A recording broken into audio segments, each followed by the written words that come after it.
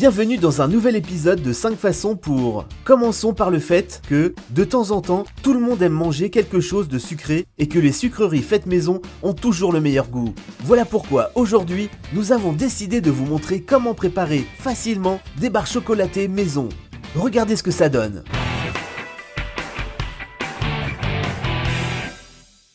Si vous crevez la dalle et que vous faites votre diva à cause de ça, je vais vous préparer sans tarder une barre chocolatée spécialement pour vous. Comme vous vous en doutez probablement, il s'agit du Snickers. Tout d'abord, je verse du chocolat fondu sur un plat recouvert de papier cuisson et je l'étale de manière à former une couche uniforme. Maintenant, dans un bain-marie, je fais fondre des guimauves avec quelques cuillères à soupe d'eau chaude. Dans une casserole à part, placée sur une plaque de cuisson chaude, je mélange le beurre avec le sucre et le lait condensé. Lorsque la masse commence à bouillir et devient un peu plus sombre, je la retire du feu et j'ajoute du beurre d'arachide, les guimauves fondues et je mélange le tout soigneusement. Lorsque la masse est prête et refroidie, je l'étale sur le chocolat préalablement préparé. Maintenant, je mets des bonbons au caramel, fudge, dans une casserole et je les laisse chauffer jusqu'à ce qu'ils fondent. Lorsque ma masse est liquide, j'ajoute les arachides et mélange soigneusement. Je verse le caramel aux arachides sur la couche de nougat et je laisse refroidir mon œuvre. Il ne me reste plus qu'à découper les barres et les napper de chocolat fondu. Nos Snickers ont un air et un goût exquis. Si vous aimez expérimenter en cuisine, essayez cette recette absolument.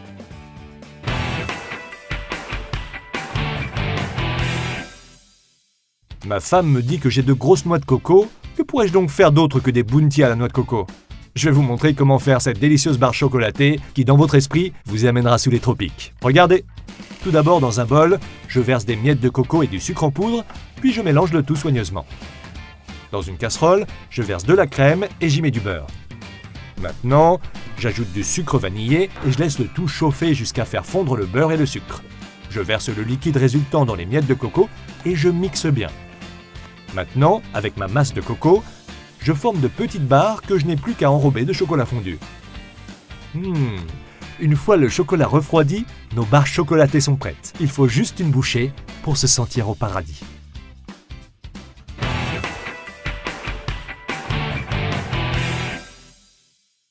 Lorsque les inventeurs de Twix ont présenté au monde leur nouvelle barre chocolatée, il y a eu une dispute. Nous n'avons pas l'intention de nous disputer et nous allons vous montrer comment la faire vous-même. Tout d'abord, dans un bol, je mets un cube de beurre. Je verse les 3/4 d'une tasse de sucre en poudre et je bats pour obtenir une masse lisse. Maintenant, j'ajoute un œuf et je continue de battre. Ensuite, j'ajoute une cuillère à café de sucre vanillé, 250 g de farine et une demi-cuillère à café de sel. Puis je pétris la pâte. Je mets la pâte au congélateur pour 30 minutes, puis je la forme et la transfère sur un plat de cuisson. Je laisse cuire ce fond pendant 30 minutes au four préchauffé à 150 degrés Celsius. Entre temps, je prépare le caramel. Dans un bol, je mets 150 g de bonbons au caramel, j'ajoute une cuillère à soupe de lait, puis je fais fondre le tout au bain-marie. Je verse la masse ainsi préparée sur la pâte et je la laisse se solidifier. Passé ce temps, je coupe ma friandise en longs rectangles. Il ne me reste plus qu'à faire fondre le chocolat au lait et y plonger chacune des barres. De cette façon, nous avons préparé les friandises au caramel dont nous pouvons nous régaler à tout moment. Mais ne les mangez pas toutes à la fois, car vous aurez mal au ventre.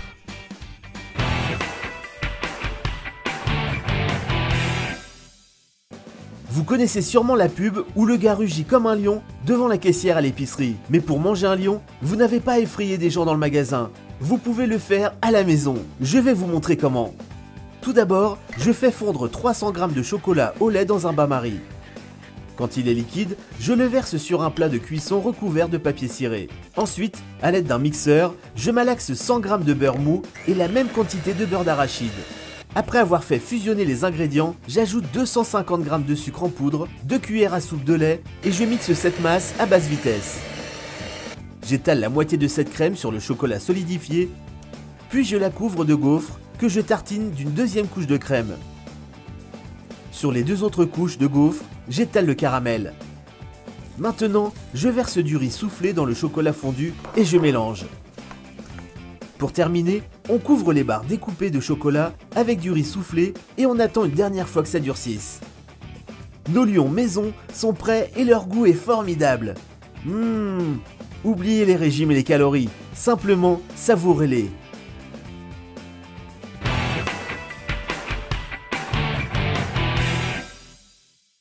Beaucoup d'entre vous se souviennent sans doute du produit phare de la confiserie polonaise, c'est-à-dire du petit mulâtre. S'il ne se trouve plus dans les magasins, je vais vous montrer comment le faire vous-même à la maison.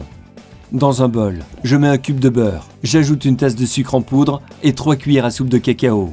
Je malaxe le tout soigneusement au mixeur à basse vitesse.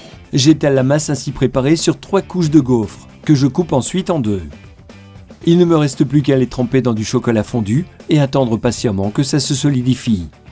Vous voyez, pour faire des petits mulâtres, vous n'avez pas besoin de draguer une fille noire. Il suffit de préparer quelques produits et y consacrer un peu moins d'1 heure.